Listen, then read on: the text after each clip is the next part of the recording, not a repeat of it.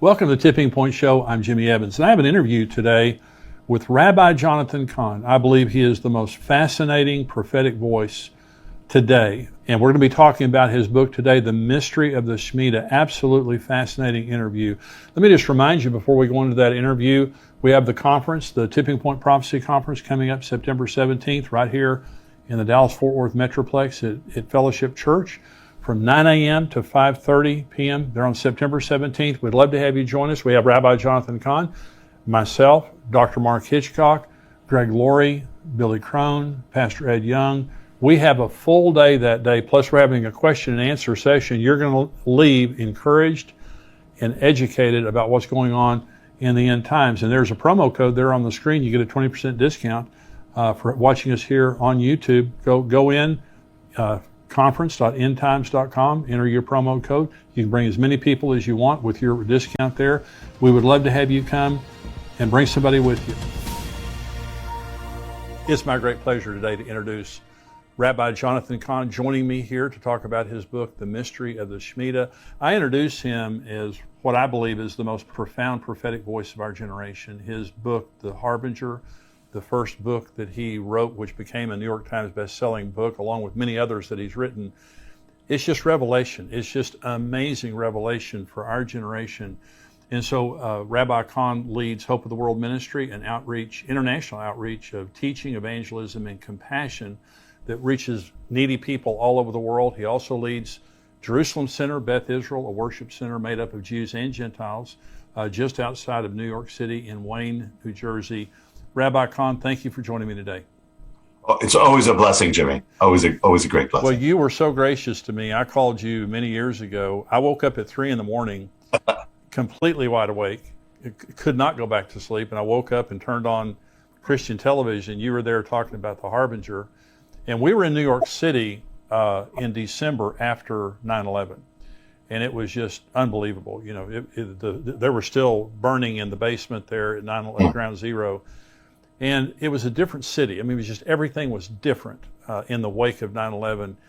And I remember when I woke up and you were talking about the Harbinger, it was absolutely mind-blowing. And I called you, came to New York City. You took me all over the city. We went to all the different scenes and talked about, all that had taken place. And I remember just thinking to myself, I can't believe that this had something to do with the Bible.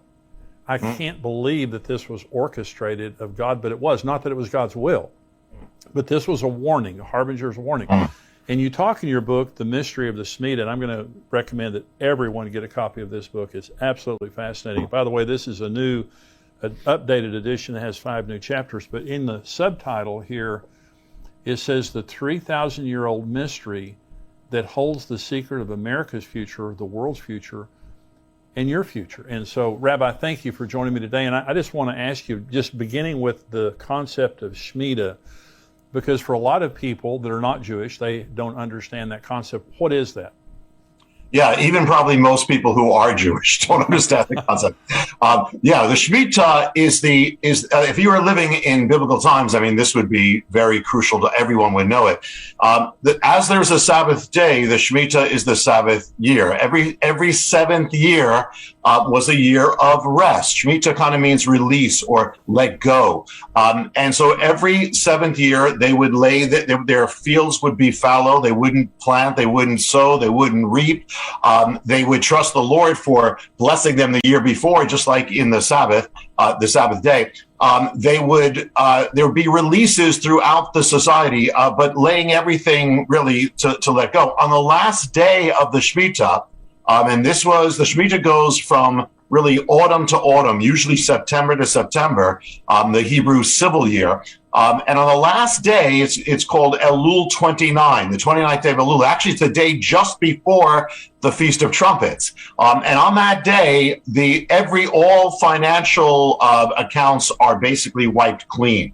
It is a total renewal. If there is debt, it is wiped away. All that's wiped away. So it's a year, like in modern terms, if you're looking at this is a year of economic, financial kind of wipe out, rest, Sabbath, where the fields grow, they abandon their fruit, they rest. So now this was given to Israel. Now this was a blessing, and if you keep going with the Shemitah, the seventh Shemitah leads into what could be called a super Shemitah, which is the Jubilee. So that's another form of it. So you got the Sabbath day, you got the Sabbath year Shemitah, and then it leads to the Jubilee. So in modern terms, if we're looking at this would be, if we were measuring what happened in Israel back then in modern terms, it would be a year of economic, basically ceasing, a year when financial accounts at the end are wiped out. So now again, this was a blessing for Israel. But here's the thing: when Israel turned away from God,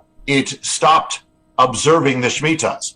And then when judgment came, God says something very interesting. And actually, it's all the way back from the law of Moses. The law of Moses ordains the Shemitah, but then it actually gives a hint of the Shemitah as judgment. And later on in the prophets, it's very clearly revealed. God says, I'm going to take you out of the land, and you're going to be in the land of captivity 70 years for all the years of the Shemitah that the land did not rest. You didn't observe them. So I'm going to take all those Sabbath years, and they're going to be 70 of them. The land is now going to rest. So the thing is, the Shemitah is a blessing, but when Israel turned away from God, it became a mode of judgment for a nation that turns away from God. Now, this applies to, and actually, I know we can get into it. We talk about the end times. I know we want to touch base on that. But that even links up to Daniel's 77s. They're all based on the Shemitah. And in Daniel's 77s is the tribulation period, which is a period of a Shemitah, the same length of time. But now the question is, can this apply beyond Israel? This was clearly given to Israel, but God has his ways and God has his patterns and God speaks through his word. And so the amazing thing, and this is where it kind of it explodes, and that is that when you look at world history and American history, and you look at financial history, you see an amazing thing is that this cycle of the Shemitah is amazingly converges with our financial realm, with Wall Street, with world history. And we're not gonna, as you know, Jimmy, we're not gonna put God in a box. And I said from the beginning of the book, listen, nothing has to happen on a particular Shemitah, something can, but having said that, that's my caveat. But having said that, the amazing thing is it has converged that the world markets, American market, stock market crashes, all these things up to where we are right now, and we are in a year of a Shemitah. So Jimmy, you're always kind of in tune with this. This is the first one I'm doing on this for in a while, but we are in that year of the Shemitah. So it has converged amazingly. Again, we're not saying every year has to be. Some may be stronger. Some Shemitah years you may not see it as much, but it's amazing. And it's not only financial, it's the history of the world, even the fall of nations and even the rise of superpowers. It's absolutely amazing. So the first time that it was you that introduced me to the entire concept of Shemitah, beginning with 9/11. Okay, 9/11, 2001 was a Shemitah year. Okay, and so in that year of the Shemitah year, of course, 2008, 2015, and now 2022, those are all Shemitah years. Every single one of those years, there was a financial collapse. And we're seeing it again right now in 2022. So yes. you made the statement a little bit earlier, does this relate to non-Jews? Absolutely. And so in your book, The Harbinger, you make such a great case for the fact that, God was warning America. In 2001, he was warning America. It seems to me like it's getting worse. It seems to me like these are birth pains. What about that? Oh, yeah.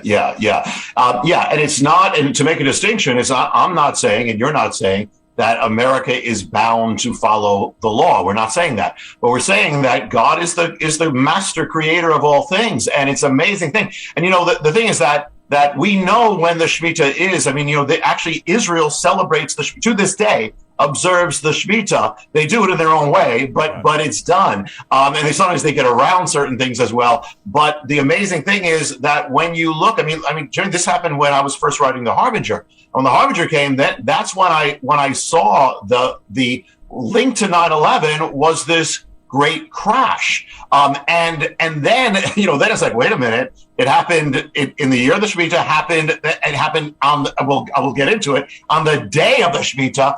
That's what really opened up this whole thing. Now, since we first spoke about this and I first wrote about it, it's interesting because this year there's an Israeli economist who's saying, whoa, look at this. There's this thing about the Shemitah. I guess he didn't know that this came out 7 years before, but this is an Israeli, it made news, So the thing is that let me give a little background and then we can bring it up to where we are, but I'll give you an idea of the reach of the Shemitah. First of all, when you look at, I'll talk about up to when I wrote the book, The Shemitah. There's been some other crashes since, but when you look at the greatest the point crashes in Wall Street history, up to say 2000 and I'll say 2008, 2015, about 60% of them take place in the year of the Shemitah. Or linked to the Shemitah. Wow. 60%. Right. That's 1 year out of 7. It should be 1 out of 7. Right. It's around 60% linked to the Shemitah. When you look at the month of where the Shemitah happens, Tishri is actually Elul and Tishri. This is again September. You see this. Even economists have seen this, that there's something that things tend to happen not that they always have to, but tend to happen in the fall, in the autumn, October, September, October, tends to be a cluster more than other months. That is the time that is linked to the Shemitah. So it's not only the year, but it's actually the time as well. It not only affects the financial world, but let me give you an example. It affects world history. The Shemitah, the word Shemitah literally means collapse or let go or let fall. Now that economically we see it, but it also has been linked to world history. 1917 was the year of the Shemitah, and 1917 saw the collapse of the German Empire, the Ottoman Empire that had been there for, centuries and centuries. The Austro-Hungarian Empire collapsed, the Russian Empire collapsed, all these things affecting world history. And it was the year that America enters into the world stage. So it's a fall and it's also a rise at the same time. When you look at now another Shemitah, and this is 1938, that you see the beginning, the seeds of the Second World War. That's the first invasion that Hitler makes, or he annexes Austria, then the next year invades Poland. And it goes all the way to 1945, the end of the war. That's another Shemitah. It's a 7-year period. The Holocaust is started as beginning in 1938, Kristallnacht and all these things. That's the year of the Shemitah. It ends 1945, 7-year cycle, Shemitah. At the same time, it not only, it's, at the end of 1945, you have another collapse. You have the collapse of all the colonial empires begin collapsing in the year of the Shemitah. And you have the rise of America and the rise of Russia, the Soviet Union. That happens in the year of the Shemitah. In fact, the Second World War ends in Japan, ends within days of Elul 29, the ultimate thing. The first event of the Cold War was a victory march, celebrating the end of the war by Russia in Berlin. And that happened on the day of the Shemitah, Elul 29. So we're also seeing world history, the rise and fall of nations. But and there's another thing I'll just throw in. We don't have to get into it, but I'll throw in that there's even a mystery that links to the towers that nations build are linked to the Shemitah as well. And of course, 9/11, that all converges with the Shemitah, with the attack, with the tower. And if you want, we can get into what happened on 9/11 or link to 9/11 with that Shemitah. Well, let's begin with 9/11, because you and I, we were at ground zero. We were at the church where the sycamore fell. Yes. And they replaced it with a cedar. Yes. And it was the worst looking tree you've ever seen in your life. It was. We were both looking at it. It was dead, basically, and I think it ended up dying. But that was a part of the vow that I think it was Isaiah 9:10. Yeah. That you've torn down our towers. We're going to put up dressed stone. The sycamores have fallen. We're going to replace them with cedars. That was part of the vow. Talk about that. Yeah. Well, that is the beginning. That's what started it all, Jimmy. I was standing at ground zero, and that's when I saw the remains of the sycamore. And at that point, I didn't know significance, but something said that this is like the Spirit saying this is significant. You have to search this out. And when I went home and I started searching out the sycamore, and then I was led to Isaiah 9:10, And then it was like the next thing and the next puzzle piece and the next puzzle piece. It kept getting bigger and bigger and bigger until it became what became the Harbinger. And it is basically, in a nutshell, for those who don't know the Harbinger or know what the mystery is. And by the way, it has not stopped. I know we're going to do a program on that. It has not stopped. But the thing is this, it's the pattern of judgment is years before a nation's judgment or destruction comes a warning strike. Right. It comes in the form of a strike on the land. Happened in the case of Israel, the southern kingdom, in 732 BC when the Assyrians made a strike in the land. Happened in Judah when Babylon came in 605. Happened even the Romans came in, and then there was a withdrawal. Then there's a time period the nation is given to turn back to God.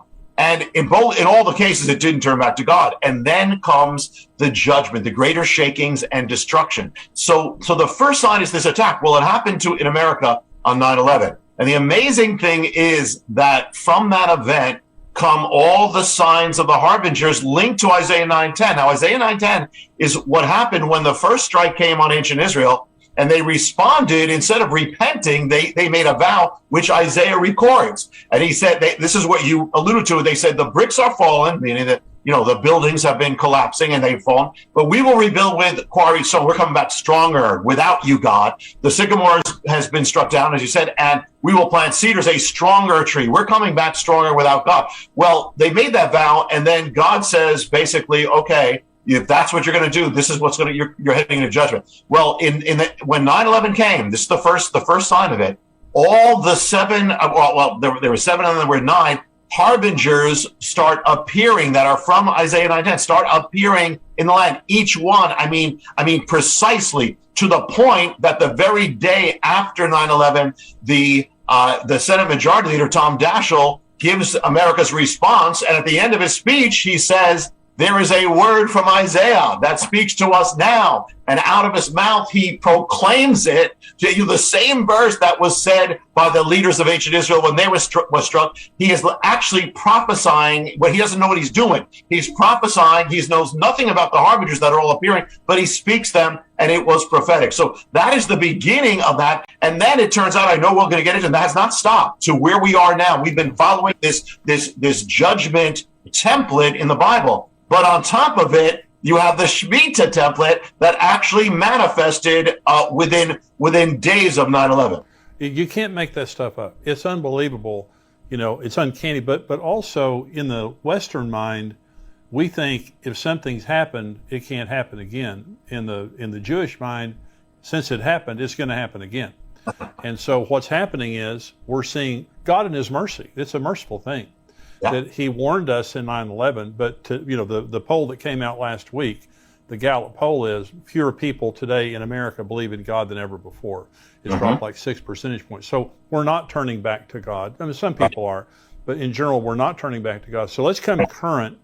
Yeah. 2022 is a Shemitah year.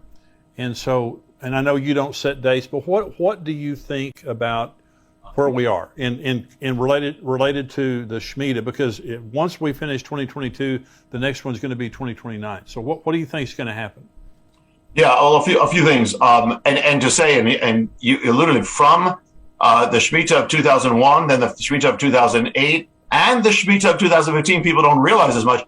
Every one of them have seen crashes, right, or every single one of them. And 2001 and 2008 saw the most dramatic on the days. I mean, mind-boggling. And again, all right. So here's the caveat is: listen, I'm not saying God has to do anything. Be ready either way. However, be ready. And the thing is, the interesting thing is, and you also alluded to that, is we have already seen the signs of it. Right. I mean, what's happened is the stock market has been rising since the last Shemitah.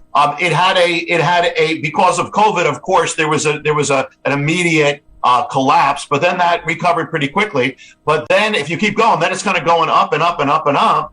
And then comes the beginning of the Shemitah of this starts in 2021. It's the end of that year. It starts in September, October. Remember, that's always the time of the Hebrew civil year. So that starts around about 2 months later. I believe it's the S&P 500 starts going down. It starts reversing.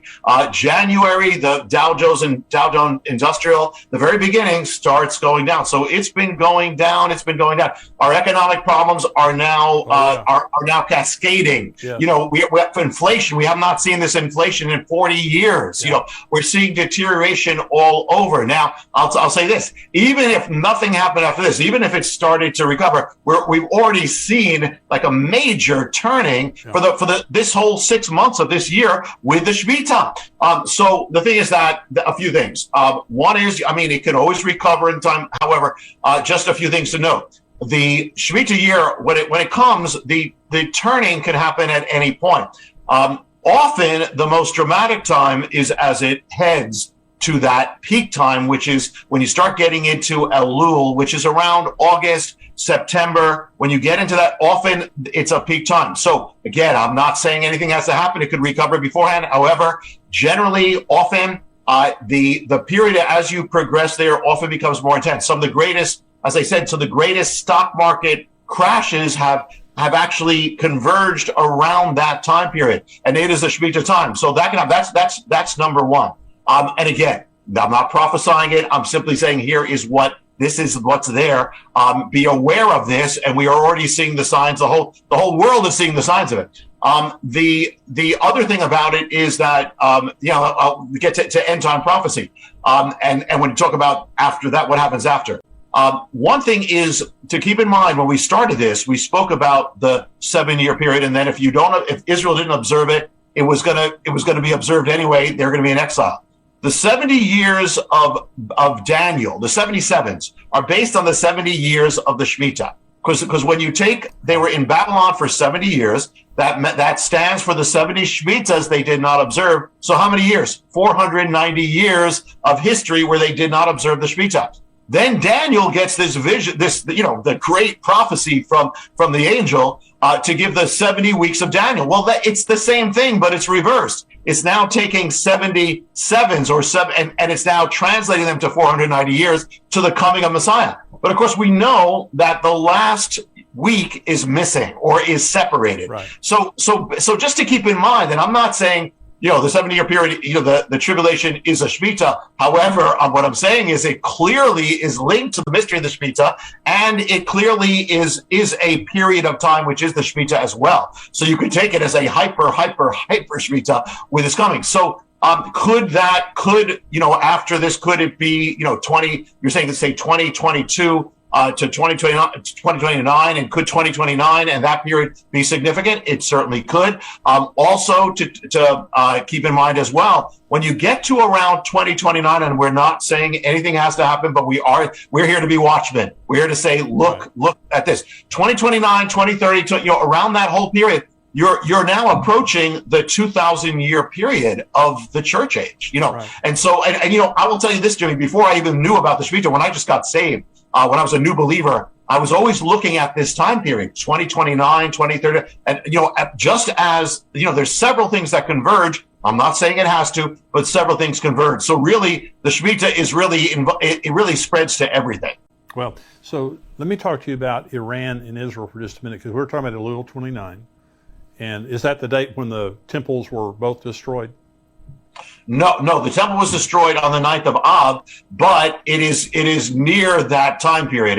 We're talking about August, but at the same time, but here's another thing, is that, of course, on the Hebrew calendar and the Western calendar oscillate. So at times that you could have a convergence of the two, because it's all around the same period of time, August, and then goes into September. So right now, Iran is defying the world. They're enriching uranium to 90%. I think they have it at 60%. They're enriching it to 90%. They were censured by the Joint Comprehensive Plan of Action group that was trying to get, an agreement together. And so there's tremendous tension right now in the Gog and Magog war of Ezekiel 38 and 39. At some point in time, we're going to see that fulfilled, because it's not fulfilled yet. What do you believe about the period of time we're in right now? Because again, we're in a Shemitah year, and many of the most knowledgeable people are saying Iran is basically right there. They're either there or they're right there of getting a nuclear weapon. And Israel's not going to sit back and watch them develop that. So what do you think about that? Yeah. I mean, we've been watching Iran for a long time, and Netanyahu would always warn the United Nations. But now, what's different? You're alluding to it, is that we're getting reports not from Israel and not from. I mean, we're getting that, and not from Netanyahu. We're getting it from these commissions that are saying they've reached that point. A number of things. One is, in the period we are now. I mean, one is you rightly speak about Ezekiel 38 and 39. Clearly, Iran. It speaks about Persia. Clearly, Persia is Iran. And at the same time, you have this alliance of nations. You have Turkey. You have you have Iran. You have Russia. Which are all linked together now, and others that are linked together in the prophecy of Ezekiel 38 and 39.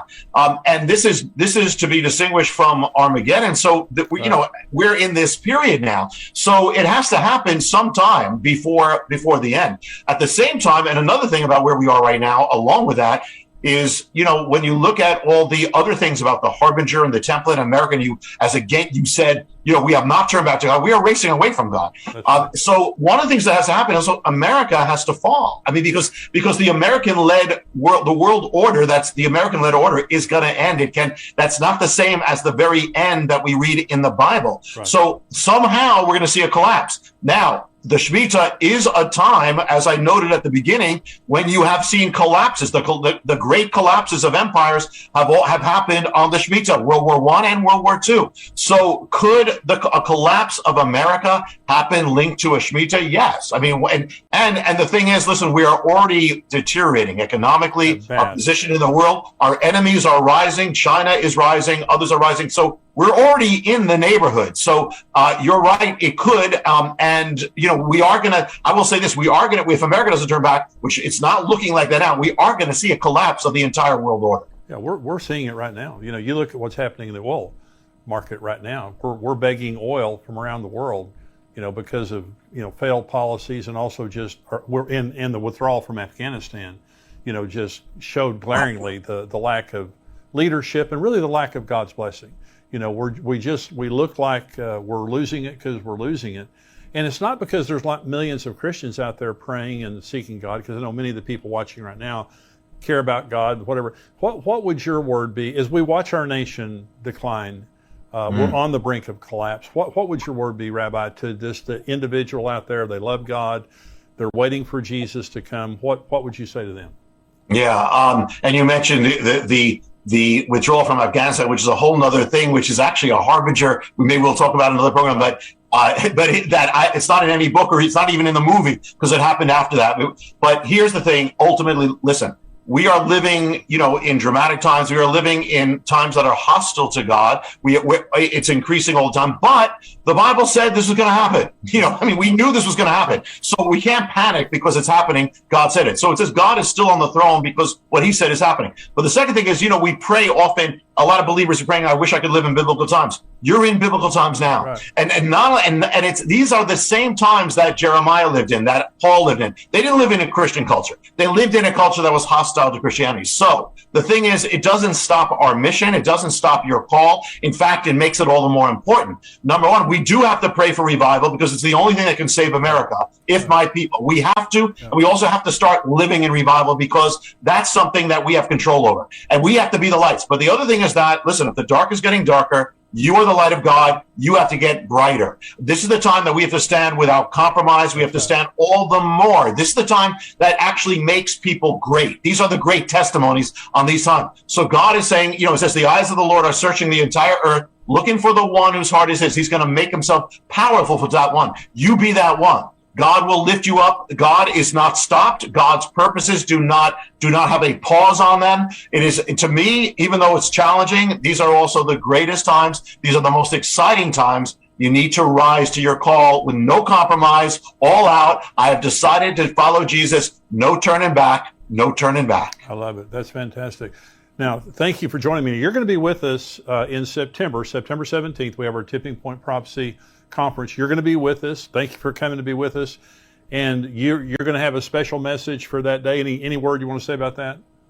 Well, I'm looking forward to that. First of all, I believe that when that happens, this is going to be, this is the autumn of it's going to be, I believe it's going to be a dramatic time in many ways. So I believe it's going to be crucial I'll be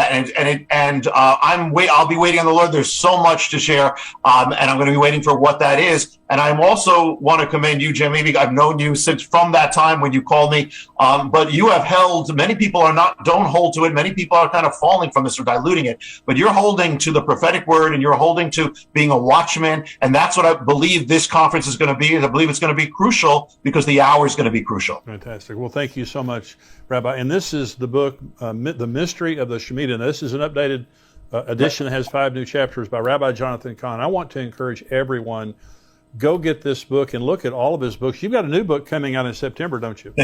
Yes. This is going to be the most explosive book I've ever written, and it is called The Return of the Gods, and it is going to be explosive. Pray for it. I believe, though, it's for this hour and has to be. It's going to touch all the sacred cows. It's a whole other thing. I will tell you, there's not a lot we can say yet, but I can tell you, you can go online, you can pre-order it. It's going to come out September 6th, but you can get it if you go on any line. The Return of the Gods, and keep it in prayer. But it's going to be an explosion. Well, when you say that's the most explosive book you've ever written, that's saying a lot. So we'll be praying for you. But God bless you. Thank you so much, Rabbi, for joining me today. Thank you, Jimmy. God bless you. Thanks for watching our weekly Tipping Point show. If you enjoyed this show, leave a comment below and like and subscribe to our channel. For access to our full show and other great End Times content from teachers like Greg Laurie, Dr. Mark Hitchcock, and myself, join us as a subscriber on endtimes.com for $7 a month or $77 a year. Become a subscriber at endtimes.com for articles, videos, full episodes, and more. Welcome to the Tipping Point Show. I'm Jimmy Evans. I welcome you to this very special program because this is Christmas week. I'm here in my office, and I want to say Merry Christmas to everyone. I hope you had a great Christmas holiday with your family. I have a short interview we're going to show you today, and I have some updates and exciting news at the end of this interview. I want you to stay tuned because I'm going to tell you some things that are very exciting that are coming up. But Ron Cantor, I talked to him recently. He's the president of Shalanu TV in Israel, which is a 24/7 Hebrew-speaking Christian program, a Christian channel that reaches the Jews in that area of the world. Very important network. He's also the Israel director for God TV, and he is a Messianic Jew. He's lived in Israel for 20 years, and he has a very interesting perspective on the things that are happening in Israel right now. And we're going to go to this interview with him, and just remember, stay tuned. I've got some exciting news for you, and I want to talk to you about some things after this interview.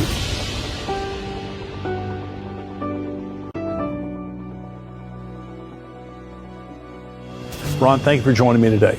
It's great to be with you guys. We're going to talk for just a minute because you guys live in Israel, and you've lived there for the last 20 years. And we were talking before we went on air here just about how bad it is in Israel. Talk about the spirit of what's going on right now in Israel and what you guys are experiencing. Well, it's just been really, really difficult. We've lived in Israel 20 years. My wife was born there. She's a native born Israeli Messianic believer. But we were in France on, actually Switzerland on October 7th, catching a train to France. And we began to hear reports about rocket fire, which for us, it's normal. We live in Ashkelon, which is 10 minutes from Gaza. I see rockets literally go over my apartment building. We're used to that. And we have the Iron Dome, of course, which, over 90% effective. But we could see that this was different. There was more rockets than normal. And as we got about 10, we're on our way to Marseille, France, and we're getting updates, and every 10 minutes it's getting worse. Then we're hearing there's terrorists actually in Israel. And of course we're thinking 10, 20, like we couldn't even imagine that there were 3,000 terrorists in our southern cities. We could not imagine that 12 to 1,400 Israelis would be butchered. And so when the dust settled and we were able to really, and it was over 24 hours before we fully understood what had happened, the country was just in shock, absolute shock. It's just absolutely awful.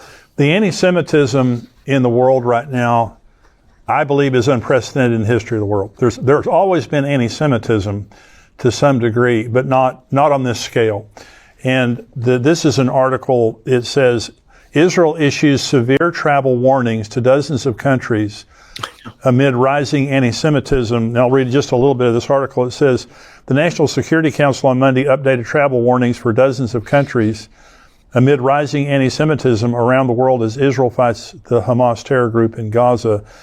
Several countries in Western Europe, including the United Kingdom, France, and Germany, South America, including Argentina and Brazil, along with Australia and Russia, were raised to level 2, which recommends that Israelis take additional precautions while there.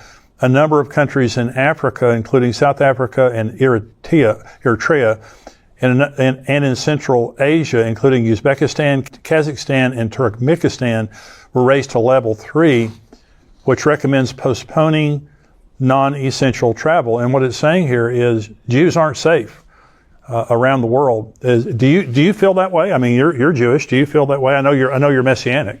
I feel safer in Israel than I do. I'm in the States right now. I feel safer in Israel. I was nervous about leaving Israel because of what I'm reading around the world. We were on our way to England about 2 weeks ago. I was going to be speaking at a rally of believers for Israel. And as I'm leaving Israel, and I'm reading the reports about in London that Jewish people are being attacked on the streets. I don't typically wear a kippah, Jewish head covering, but I determined I would. I was so angry. So I get on the airplane and I'm wearing my shirt that says "Free the hostages, bring them home now," and I'm wearing a kippah. And I landed in England, and I went, I kept it on, and I went to the hotel. And when I went into the hotel, the people that worked at the hotel, out of concern for me, they were saying, take that off. You don't want to wear that in London. Wow. They were nervous for me. Of course, I didn't listen to them because I'm just a little bit angry at that point. But that night, my wife and I, we went to be with other Jewish people, not believers, a traditional Jewish synagogue. And they had a meal afterwards. They invited us to stay. And one of them, who was originally from Israel, who said, Pachad nafal aleinu, fear has fallen upon us, the Jews of London. So I would agree with you. What we're seeing is unprecedented. There's a professor out of Cornell University, and he said, he videotaped him saying that he was exhilarated and excited when he saw the Hamas attacks on October 7th. So we've never seen Jew hatred like this since the Holocaust. No, but I think the difference today is this is the same level as the Holocaust. It's just worldwide. It was on the campuses in America during World War II to some degree. That it was infecting the world. But this is the world of the end. It's the ridiculous story of the Bible is that at the end there's going to be this tiny little nation in the Middle East that the world will hate so much. That's the ridiculous story until you live in it right now. Right. And you see the spirit. The United Nations, the Secretary General of the United Nations supports Hamas. And I want to read just a little bit of an article here. This is from Fox News. It says, doctor treating freed Hamas hostages reveals unprecedented abuse. We have to rewrite the textbooks. And it says, a doctor treating freed Hamas hostages in Israel says survivors are suffering from an unprecedented level of extremely severe psychological abuse they endured during captivity. She says, I can tell you that on behalf of all the medical and psychological teams treating those who returned, the mental states we encountered have no precedent in medical literature. We feel that we have to rewrite the textbooks of post-trauma. Dr. Renana Eitan. Eitan revealed that the Tel Aviv Medical Center is actively treating more than 15 former hostages and described their severe physical and mental abuse. Those held captive were subject to starvation, to beating, to sexual abuse. They were being held in inhumane sanitary conditions. Extremely severe psychological abuse was inflicted on them, including separation from family members, separation of siblings, separation of children from their mothers. They were held in solitary confinement and spent long days in total darkness until they developed severe hallucinations. Eitan claimed children were forced to watch brutal videos. They were under constant threats by weapons and threats to harm them even after they were released. They referred to the forced use of psychiatric drugs and other substances. Eitan also detailed cases where individuals though appearing physically unharmed or dealing with severe post-traumatic symptoms, they also say in this article, Ron, that before they released them, they gave them sedatives so that they Drugs. would appear not to be as upset. So these are the people that the world is rallying behind. And you were talking about London. Had some friends of mine in London on October like the 8th, right after this happened, the 9th, and there were pro-Palestinian support demonstrations all over London, and not one for Israel at that point. And so this is unbelievable that even the UN Secretary General is saying, well, we don't blame Hamas, for doing what they did. Well, these are savages, not all the people of Gaza, but Hamas, the political leaders there, they're evil. And the difference, the Palestinian Authority is bad enough, and they have not condemned the attacks of October 7th. But Hamas, from their beginning, has been wanting to eradicate the Jews. So this is an existential threat to Israel. Yeah, and I had the opportunity to see the footage. The sick thing about the terrorists is that they videotaped themselves. They gave us the evidence. So half of the terrorists were killed on October the 7th and 8th. And Israel was able to extract the footage from their cameras, and they put together 45 minutes of the most brutal footage you can imagine. They first showed it to international journalists, and then to Knesset members, parliament members in Israel. And if you saw them come out of that screening, they were undone. And then a week later, they showed it to faith-based journalists. I was able to attend that. And Jimmy, what I saw was unbelievable. I saw a father and his two boys running to their safe room, which was in their backyard, and because they just think it's rockets. And then you see 3 Hamas terrorists jump over the fence and they throw a grenade in the safe room. The father stumbles out and then they shoot him dead. They grab the 2 living children, take them in the kitchen, sit them down. They're in absolute shock. They're screaming. They've seen their father killed. And the terrorist goes to the refrigerator to get something to eat like it's nothing. I saw and this is graphic, I have to warn people, but I saw them try to behead a person with a garden tool, with a hoe. But the thing that was most insidious about the footage that I saw was the pure joy in the terrorist countenance. Like, this was the greatest thing. And they're killing, they're maiming, they're cutting limbs off. They're in sexual crimes that you can't even imagine. And they are so happy about it. There was one terrorist who took the phone of a woman that he had just killed, and he calls home. You can find this footage on YouTube. And he calls home to Gaza and he says, "Mom, Dad, your son is a hero. I killed 10 Jews with my bare hands." And his parents say, "God bless you, my son. We wish we were there with you." And he's saying to them, "Your son is a hero. Your son is a hero." The pure joy. And it was a bloodlust. It was barbaric, demonic. It was the worst thing I ever had to endure watching. I mean, this is as horrific as it seems. This is prophesied. Psalm 83 talks about a conspiracy of nations immediately surrounding Jerusalem, and they say, "Let us come and cut them off, that they may be a nation no more." That's exactly what they're saying right now. In Iran is behind all of this, and they want to destroy the nation of Israel. So Israel right now is surrounded by enemies who want to destroy them. They don't want just a war. They want to eradicate the Jews. So all the people watching, I pray that there's no one watching that sympathizes with Hamas. If they're evil, what they're doing is evil, and we need to be praying for the Jews and standing with the Jews. Why did you write this book? I remember my wife and I were in Eilat, the southern city. It's kind of our tourist city, and we were vacationing, and it was right in late February. And we're watching the news in Hebrew, and we suddenly realize that this coronavirus thing is a big deal, that it's going to spread worldwide. And it was about 2 weeks after that, I was just sitting on my couch. It was a Saturday afternoon, and I said, "Lord, is there anything you want to say to me about this?" And I don't even know why I did that, because I'm not somebody who views myself as a prophet, or that I would have a word for the nations, or, but he said to me, "Be ready."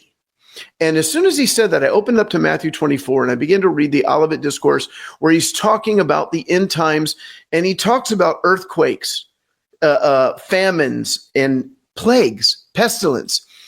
And these things, he said, are the beginning of birth pangs. And I wrote down at that time, I said, if we're entering in the end time birth pangs timing, then over the next few years, we're going to see more and more crazy catalysmic things happening in planet Earth. Hope you're enjoying this, and I want to remind you to subscribe to this channel. Hit the subscribe button if you haven't done that yet. That just means everything that we put out, you're going to be able to get it here on YouTube. Hit the like button so other people see what we're doing here and they get this information also. And I just want to remind you, for $7 a month, you can become a subscriber of endtimes.com. You get the entire show here every week without commercials. Mark Hitchcock has a podcast that comes out on Thursday. Fantastic podcast. You get that entire podcast without commercials. Also, Brian Schrager, our new Israel correspondent. You'll get his podcast that comes out every Friday with breaking news, what's happening in Israel right now.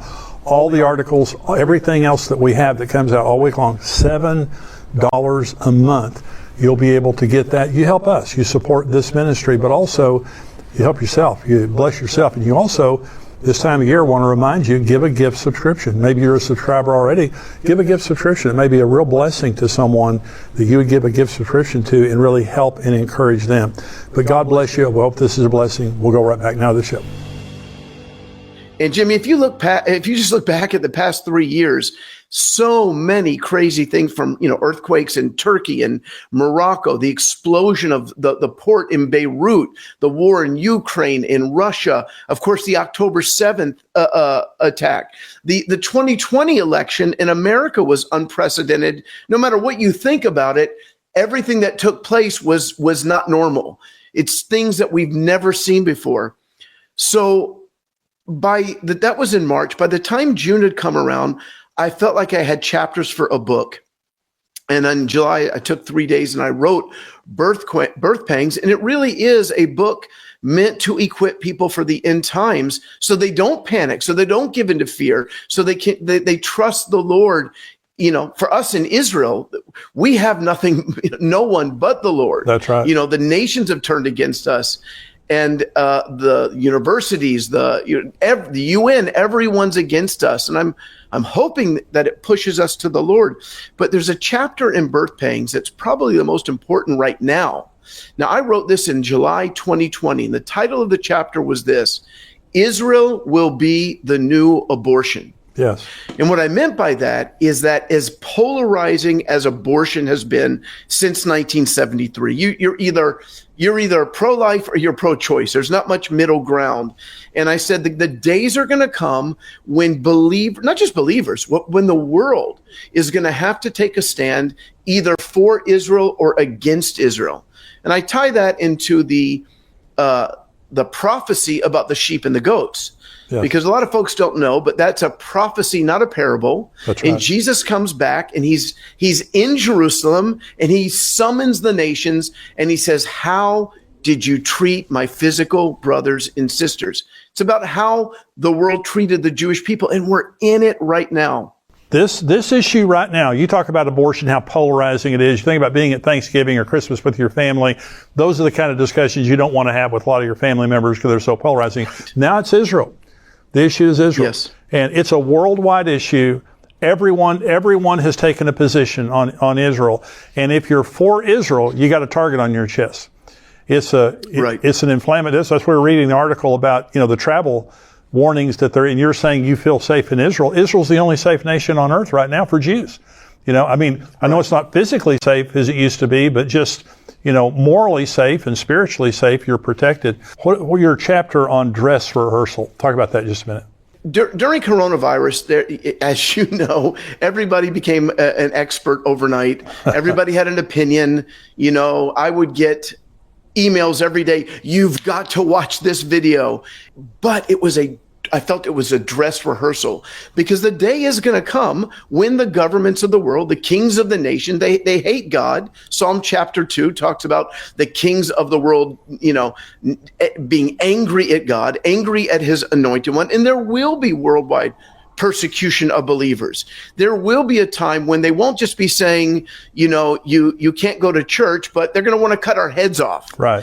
And so during coronavirus, it was kind of a dress rehearsal because we're out of it now, and we can see that there were some probably governments, maybe in California, that went a bit overboard. Yeah. But for the most part, I think government officials were just terrified. And the day is going to come when they will tell us we can't meet under the threat of death. Right. And the mark of the beast, people are telling me, the vaccine is the mark of the beast. The mark of the beast is going to be a loyalty pledge. Yes. To the Antichrist. Now, your ministry, you have a Hebrew gospel channel, Shalanu TV. Tell us about that. Tell us what Shalanu means. Tell us about your TV channel.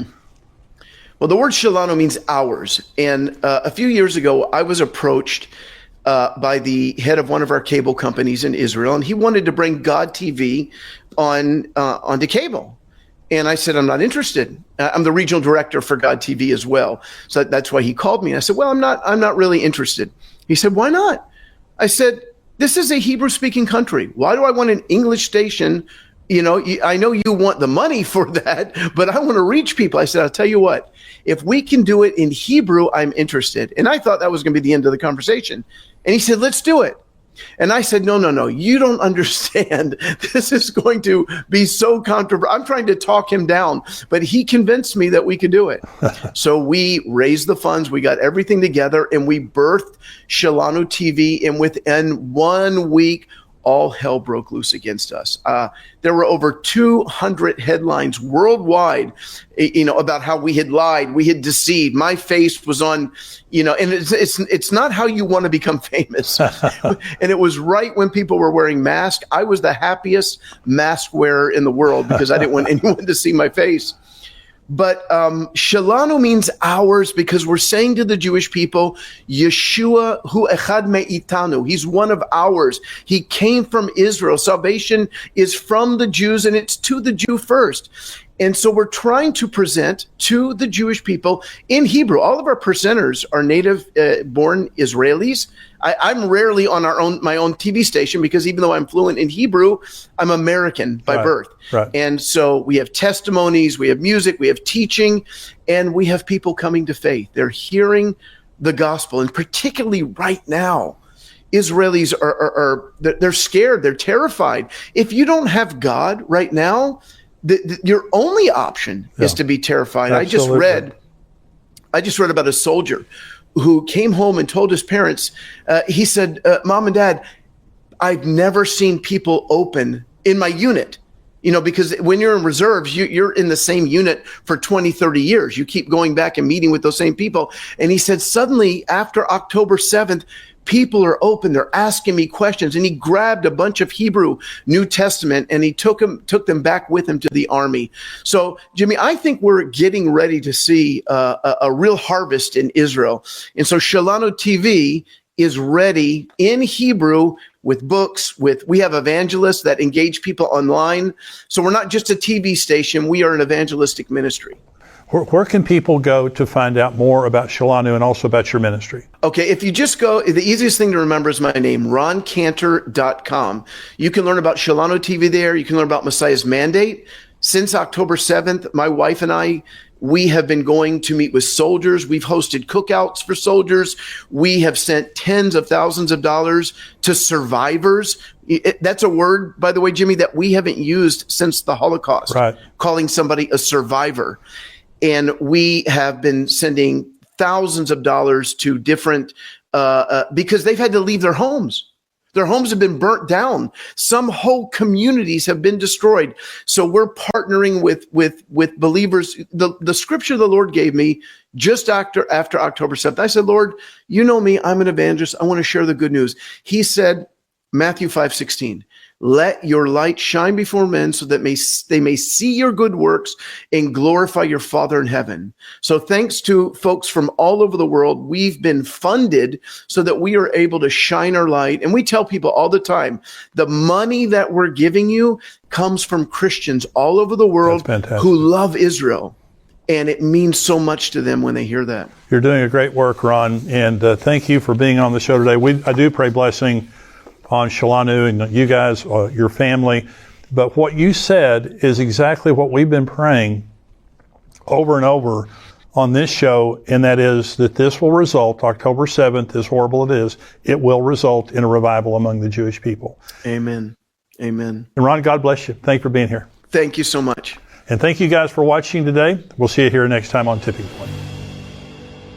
Well, I hope you enjoyed that interview from Ron. It's kind of painful to watch, and certainly it's painful to hear a lot of what he's talking about related to the people in Israel, but it's the truth of what's happening, and we need to continually pray for Israel. But one of the great things that Ron is saying is that a lot of people are getting saved. God is using this as an opportunity to open a lot of people's hearts to the Lord. So that's an exciting thing. But what a great ministry that Ron has in Shalanu TV over there in Israel right now. I want to give you some updates, some exciting news about things that are happening, things that are going to be happening here at endtimes.com. And we so appreciate all of you that support us, all of our subscribers, all of our supporters. And we want to continue to improve our site and our services to bless you, to meet your needs, to give you what you're looking for. And so what you're going to be seeing is kind of a new lineup starting next week. We're going to have Good Word on Sunday. And then on Monday, I'll be doing an update, a news update, just kind of an impromptu news update from my home, talking about some things that are happening in the news and things that interest me and things I think are important. And then we have Mark Hitchcock, we have Brian Schrager, we have all the different people, and we're going to be shifting that around a little bit. And I think you're going to like it. Also, I'll be doing some live Q&A for subscribers on Friday. We have the written questions that we answer on Fridays, but I'll be doing some of that live now. So I'll be doing live questions some on Fridays and so on and so forth. So we're shifting things around. You'll need to see a new set. We're changing the set of Tipping Point. We believe it'll be a better set for you. We also have a studio audience. I know a lot of you have been wanting to come and be a part of our studio audience. We haven't had a studio audience before, but we're going to start. That's going to be happening very soon. We're going to give you the details as soon as we get everything ready. We've got some things we've got to get ready for that, but we would love to have you. We're here in Southlake, Texas, but if you're here in Southlake or the DFW Metroplex, or you're wanting to come and visit or whatever, we would love to have you be part of our studio audience. As soon as that happens, we'll tell you the link that you can go to, because you do have to sign up to be a part of our studio audience. But we love that. The conference is coming up. Our Tipping Point Prophecy Conference is coming up on September 21st, but it's going to begin now on Friday night, September 20th, and go through September 21st. We haven't had the Friday night before, but we're adding that. We appreciate Fellowship Church, Pastor Ed Young, for letting us add on to the conference. But we also have a new speaker. Now, all the same speakers are coming back next year. Jonathan Kahn, myself, Billy Crone, Mark Hitchcock, we all have Pastor Ed Young, all the same great speakers. We're adding Max Lucado, and I hope you've seen him. He's a dear friend of mine, wonderful speaker, and also a prophecy expert, but also Jack Hibbs. Jack Hibbs, I know many of you are familiar with him, the phenomenal ministry, phenomenal speaker, and he will be with us as a part of our Tipping Point Prophecy Conference. Now, I say that, you need to go online and sign up. We're not raising our prices, we're just raising the quality of the conference, and I hope you appreciate that.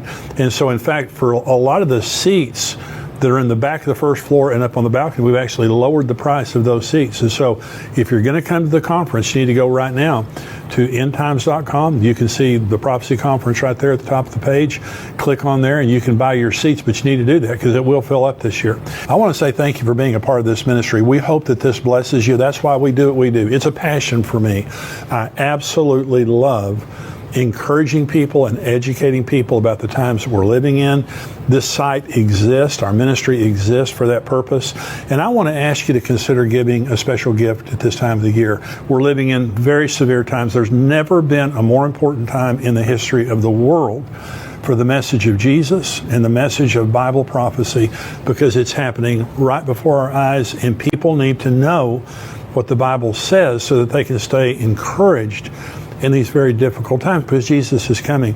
Would you help us get this message out? Would you consider giving us a very special gift this time of the year? You can go to give.endtimes.com. You can give a one-time gift, any amount. Nothing's too small, nothing's too large. We appreciate everything that all of you do. And we know that some of you, the Lord has blessed you, and this ministry has blessed you, and you have the opportunity to give. Would you consider giving to us? Because everything that you give helps us to expand this ministry and to reach more people with the gospel And with this message of Bible prophecy that so many people need, they're so anxious. Some people are suicidal. They're hopeless. They need to know that God has spoken about these times and that Jesus is coming, and there's reason for us to be encouraged even in these times. Go to give.endtimes.com. You can give a one-time gift. You can also give a recurring gift. Make your gift come back every month. We love that. It's such an encouragement to us here. Thank you. Please consider helping us if you would at this time of the year. It is such a blessing to us. Again, thank you for being a part of this ministry. Thank you for joining us today, and I'll see you next time.